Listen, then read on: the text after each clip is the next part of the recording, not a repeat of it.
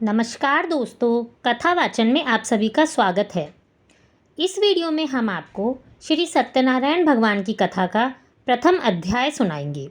एक समय की बात है, नैमिषारण्य तीर्थ में शौनिकादि 88,000 ऋषियों ने भी श्री सूत जी से पूछा, हे प्रभु, इस कलयुग में वेद विद्या रहित मनुष्य को प्रभु भक्ति किस प्रकार मिल सकती है तथा उनका उद्धार कैसे होगा। हे मुनिश्रेष्ठ, कोई ऐसा तप बताइए जिससे थोड़े समय में ही पुण्य मिले और मनवांछित फल भी मिल जाए। इस प्रकार की कथा सुनने की हम इच्छा रखते हैं। सर्वशास्त्रों के ज्ञाता श्री सूत जी बोले, हे वैष्णवों में पूज्य, आप सभी ने प्राणियों के हित की बात पूछी है, इसलिए मैं एक ऐसे श्रेष्ठ व्रत के बारे में बताता हूँ जिसे नारद जी ने श्री लक्ष्मी नारायण जी से पूछा था और लक्ष्मीपति ने मुनिश्रेष्ठ नारद जी से कहा था, आप सब इसे बड़े ध्यान से सुनिए। एक समय की बात है, योगीराज नारद जी दूसरों के हित की इच्छा लिए अनेक लोकों में घूमते हुए मृत्यु लोक में आ पहुँचे। यहाँ उन्होंने अनेक योनियों में जन्मे प्राय सभी मनुष्यों को अपने कर्मों द्वारा अनेक दुखों से पीड़ित देखा। उनका दुख देखकर नारद जी सोचने लगे कि कैसा यत्न किया जाए जिसके करने से निश्चित रूप से मानव के दुखों का अंत हो जाए।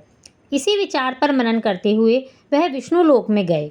वहाँ वह देवों के ईश भगवान नारायण की स्तुति करने लगे, जिनके हाथ में शंख, चक्र, गदा और पद्म थे, गले में वरमाला पहने हुए थे। स्तुति करते हुए नारद जी बोले, हे भगवान, आप अत्यंत शक्ति से संपन्न हैं। मन तथा वाणी भी आपको नहीं पा सकती। आपका आदि, मध्य और अंत नहीं है। निर्गुण स्वरूप सृष्टि के कारण भक्तों के दुख को दूर करने वाले आपको मेरा नमस्कार है। नारद मुनि की स्तुति सुन श्री भगवान बोले, हे मुनिश्रेष्ठ, आपके मन में क्या बात है? आप किस काम के लिए पधारे हैं, उसे निसंकोच कहें। इस पर नारद मुनि बोले कि मृत्युलोक में अनेक योनियों में जन्मे मनुष्य अपने कर्मों के द्वारा अनेक दुखों से दुखी हो रहे हैं। हे नाथ, आप मुझ पर दया रखते हैं तो बताइए कि वो मनुष्य थोड़े प्रयास से ही अपने दुख से छुटकारा कैसे पा सकते हैं। श्री हरि बोले, हे नारद, मनुष्यों की भलाई के लिए तुमने बहुत अच्छी बात पूछी है। जिसको करने से मनुष्य मोह से छूट जाता है, वह बात मैं कहता हूँ, उसे सुनो। स्वर्गलोक व मृत्युलोक में एक उत्तम व्रत है जो पुण्य देने वाला है। आज प्रेमवश होकर मैं उसे तुम्हें कहता हूँ। श्री सत्यनारायण भगवान का यह व्रत अच्छी तरह विधानपूर्वक करके मनुष्य तुरंत ही यहाँ सुख भोग कर मरने पर मोक्ष पाता है। श्री हरि के वचन सुन नारद जी बोले, उस व्रत का फल क्या है, उसका विधान क्या है, यह व्रत किसने किया था, इस व्रत को किस दिन करना चाहिए, आप सभी बातें विस्तार से बताइए।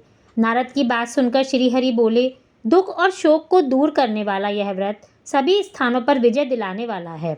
मानव को भक्ति व श्रद्धा के साथ शाम को श्री सत्यनारायण भगवान की पूजा धर्मपरायण होकर ब्राह्मण व बंधुओं के साथ करनी चाहिए। भक्ति भाव से नैवेद्य, केले का फल, घी, दूध और गेहूं का आटा सवाया ले। गेहूं के स्थान पर साठी का आटा, शक्कर और गुड़ लेकर वह सभी भक्षण योग्य पदार्थों को मिलाकर भगवान का भोग बनाएं।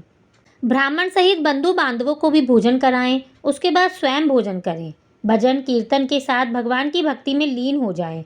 इस तरह से श्री सत्यनारायण भगवान का यह व्रत करने पर मनुष्य की सारी इच्छाएं निश्चित रूप से पूरी होती हैं। इस कलिकाल अर्थात कलयुग में मृत्युलोक में मोक्ष का यही एक सरल उपाय बताया गया है। इति श्री सत्यनारायण व्रत कथा का प्रथम अध्याय संपूर्ण होता है। धन्यवाद।